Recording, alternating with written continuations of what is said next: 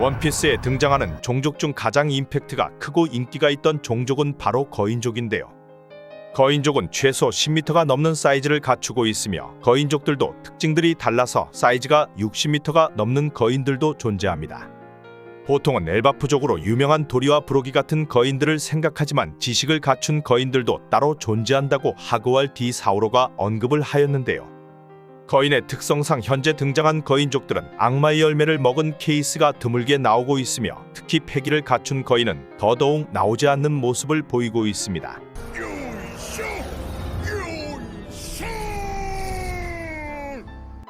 패기와 악마의 열매 능력이 없어도 거인족은 다른 종족과 기본적인 능력치가 달라 엄청난 무력을 보여주는데요. 거인족 중 자연계 악마의 열매나 패왕색 패기까지 갖춘 거인이 등장한다면 밸런스가 상당히 무너지게 될 거라고 생각됩니다. 참고로 빅맘은 거인족이 아닌 인간입니다. 여기서 거인족으로 처음 등장한 도리와 브로기는 최근 다시 최종장에서 모습을 드러내었는데요. 과거 파란 귀신과 붉은 귀신으로 불렸던 두 거인은 22m가 넘는 신장을 가지고 있으며 현상금은 각각 1억 벨이었습니다. 최근 오로성 세턴성과 키자루와 싸우고 있는 밀짚모자 해적단을 돕기 위해 등장하였으며 과거와는 다른 모습을 보여주고 있습니다. 밀짚모자 해적단과는 리틀가든에서 첫 만남을 가졌으며 거인족 중에서 전투 본능이 강한 엘바프족답게 100년이 넘는 기간 동안 두 거인은 매일 전투를 하고 있었는데요. 과거 한 소녀가 둘 중 누가 잡은 해왕류가 더 컸냐는 질문에 꽂혀 왜 싸우는지도 까먹은 채 계속된 싸움을 하고 있었습니다.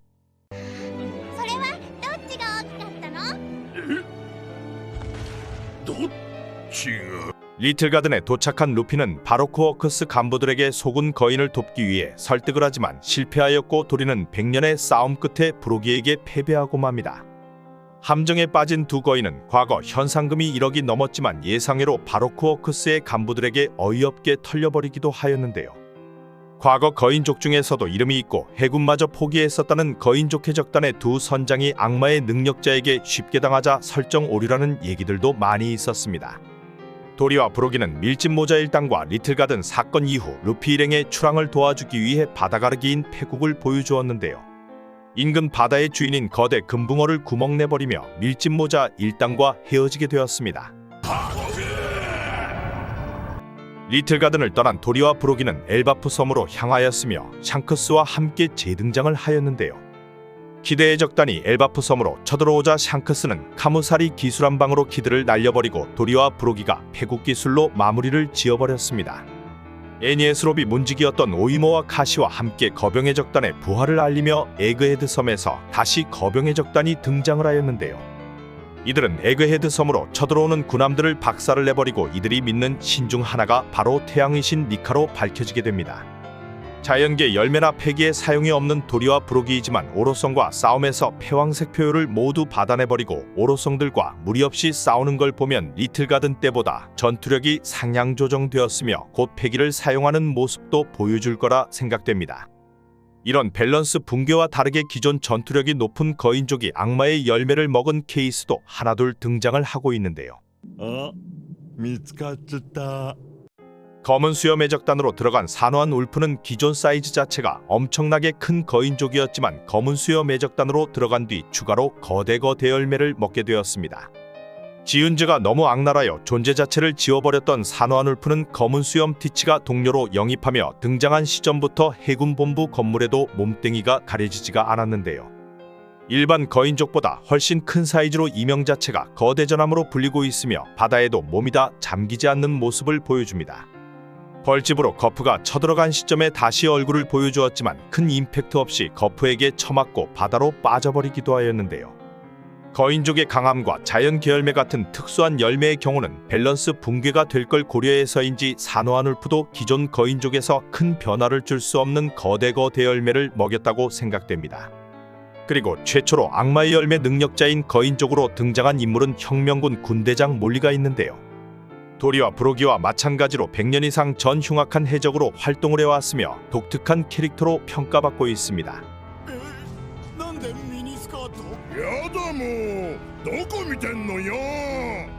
이완코브와 마찬가지로 거인족 뉴커머로 이완코브와 함께 임펠다운에서 탈옥에 성공한 인물입니다.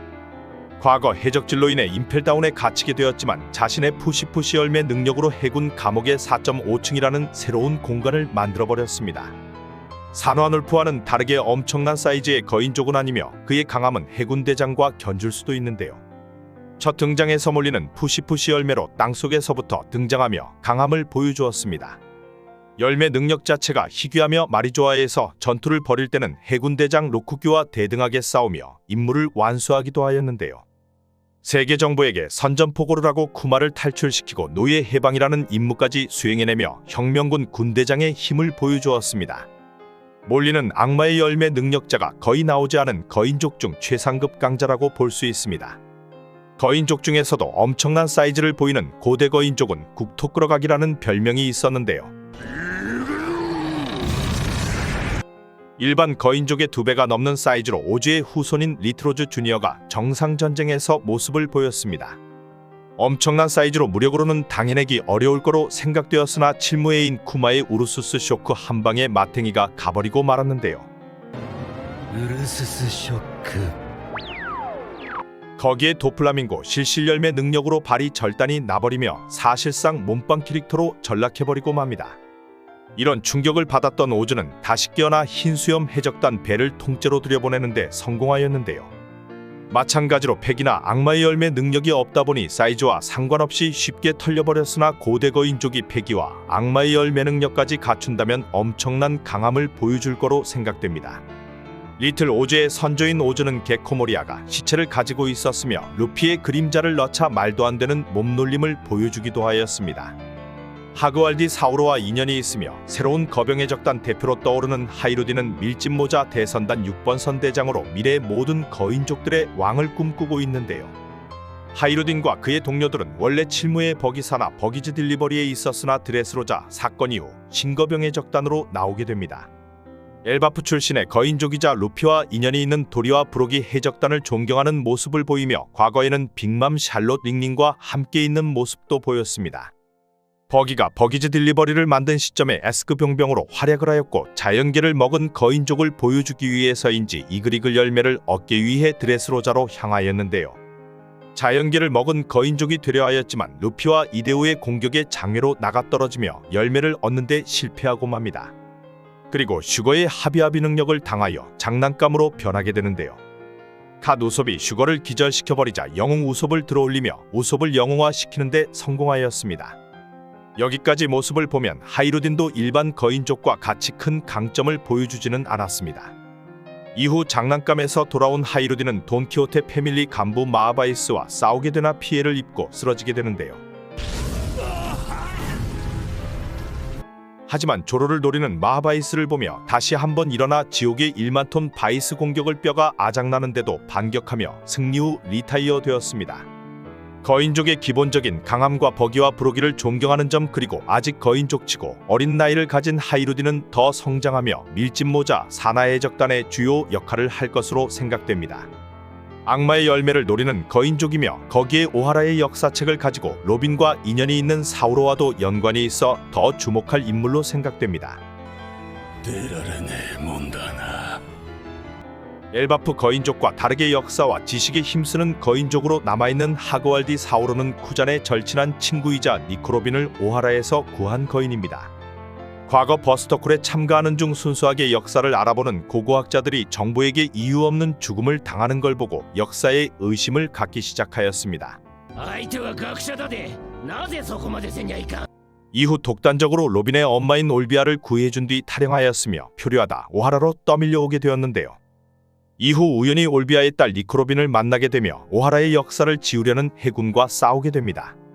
여기서 엘바프가 유명한 탓에 거인족을 오해한다고 직접 언급하였으나 역시 거인족인지라 괴력은 해군 군함을 들어올릴 정도로 강하였는데요.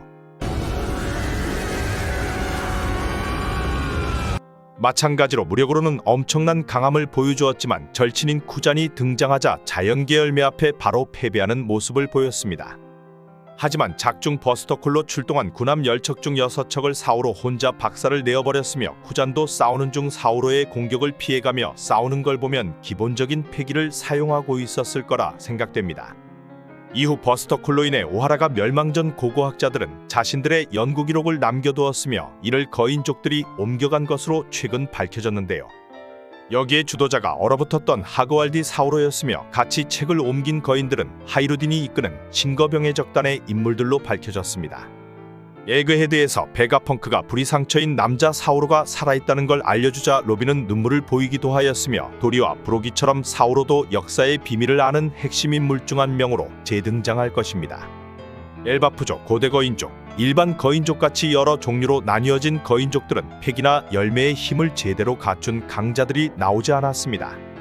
하지만 빅맘이 거인족과 친분을 쌓으려는 점과 아직 밝혀지지 않은 거인족 왕까지 생각한다면 지금까지 등장한 거인족들과 다른 엄청난 힘을 가진 거인족들도 최종장에서 모습을 드러낼 것으로 생각됩니다.